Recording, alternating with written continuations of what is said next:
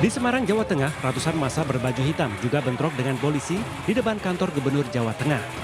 Bentrokan berawal saat polisi berusaha memadamkan api dari ban yang dibakar pengunjuk rasa. Massa kemudian berusaha menutup gerbang kantor Gubernur dengan melempar besi pagar yang digunakan untuk pengamanan aksi demo.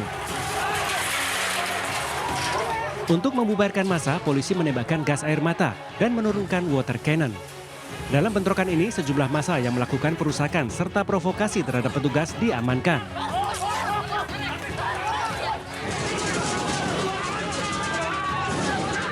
Ratusan massa aksi yang tergabung dalam organisasi buruh di depan kantor DPRD Provinsi Sulawesi Selatan berlangsung ricuh. Massa buruh yang kesal tak kunjung ditemui anggota dewan, menendang pagar serta berusaha menerobos pagar kantor DPRD Provinsi, namun dihalangi petugas. Kericuan mereda setelah massa buruh ditemui Ketua DPRD Sulawesi Selatan dan menerima aspirasi yang disampaikan para buruh.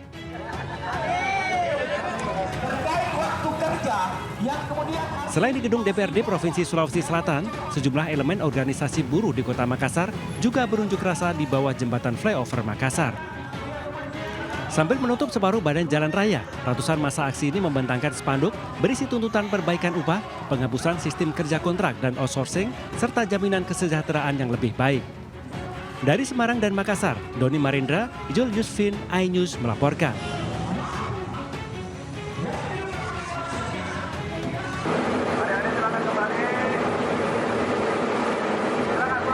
Sementara di Bandung, Jawa Barat, ratusan massa berpakaian serba hitam terlibat kericuhan dengan aparat kepolisian.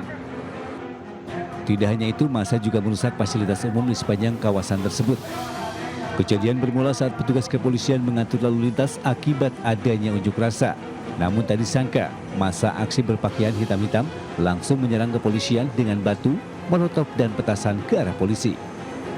Petugas kepolisian langsung mengerahkan brimob dan dalmas untuk memukul mundur massa aksi. Massa kemudian mundur ke arah Dipati Ukur dengan merusak sejumlah fasilitas umum.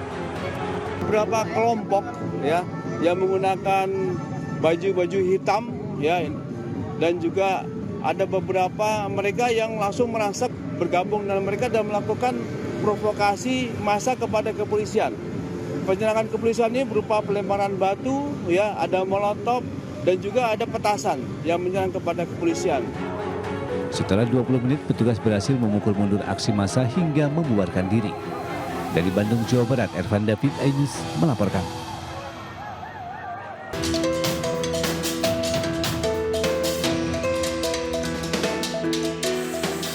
Pembiaran terhadap keberadaan gunung sampah di tepi ruas Jalan Nasional Sungai Penuh menuju pesisir selatan Sumatera Barat akhirnya berujung bencana.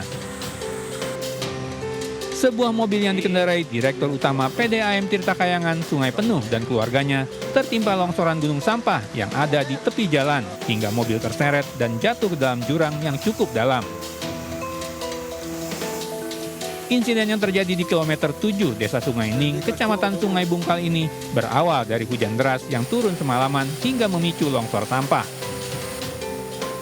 Beruntung tidak ada korban jiwa dalam peristiwa ini, meski mobil minibus mengalami kerusakan parah. Kami dari dulu sudah kami sampaikan untuk menutup TPA tersebut karena dampaknya sudah cukup luar biasa bagi kami. Karena kita tunggu korban selanjutnya lagi. Menurut keterangan warga setempat, longsor gunung sampah di lokasi ini sudah 3 kali terjadi. Namun belum ada tindakan dari pemerintah Kota Sungai Penuh. Warga berharap tempat pembuangan akhir sampah di desa tersebut segera ditutup dan dipindahkan agar peristiwa serupa tidak terulang lagi. Dari Kota Sungai Penuh Jambi, Kapior Gandhi, iNews melaporkan.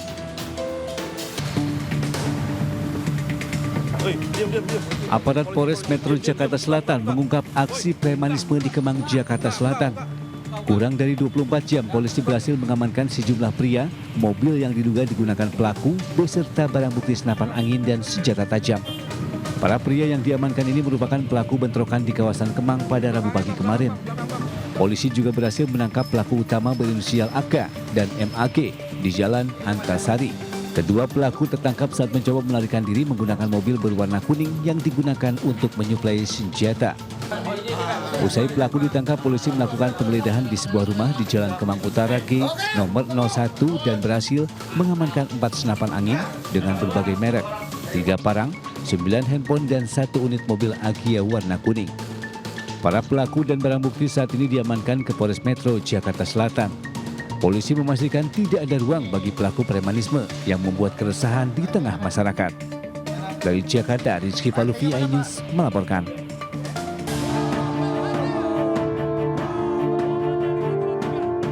Presiden Prabowo Subianto menghadiri langsung peringatan Hari Buruh Internasional May Day di Silang Monas, Jakarta. Kehadiran Prabowo syarat dengan sejarah, sebab Prabowo menjadi Presiden RI kedua yang menghadiri langsung peringatan Hari Buruh Internasional. Terakhir kali Presiden RI yang menghadiri perayaan May Day adalah Soekarno pada tahun 1965 di Gelora Bung Karno. Dalam kesempatan ini, Prabowo menyatakan akan membentuk Dewan Kesejahteraan Buruh Nasional dan Satuan Tugas PHK. Seperti biasa di tengah-tengah pidatonya, Prabowo sempat menyelipkan candaan. Prabowo menyatakan keheranannya saat nama Seskap Teddy Indrawijaya disebut di hadapan buruh.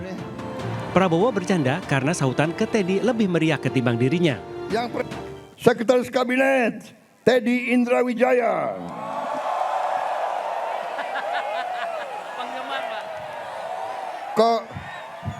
Kok lebih banyak sautannya daripada untuk gue nih? Yang presiden gue nih. Tak hanya itu, Presiden Prabowo juga berkelakar ke Kapolri Jenderal Listio Sigit Prabowo dan Panglima TNI Jenderal Agus Subianto.